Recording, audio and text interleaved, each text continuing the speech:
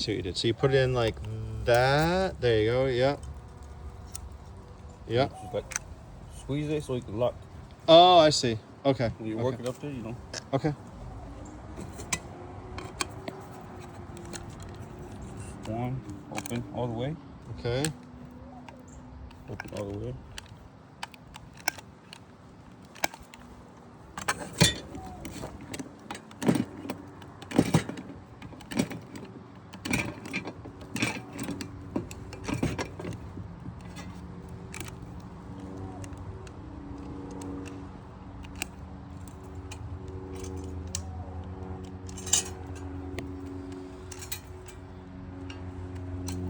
Where'd you get these? Harbor Freight? Yeah. Yeah. I should get different ones. The Home Depot ones are Better. Okay.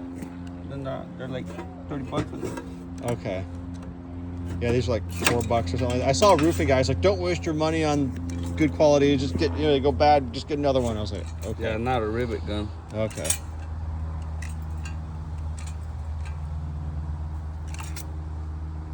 They're supposed to snap it Oh. and just leave the. Yeah. It's not snapping.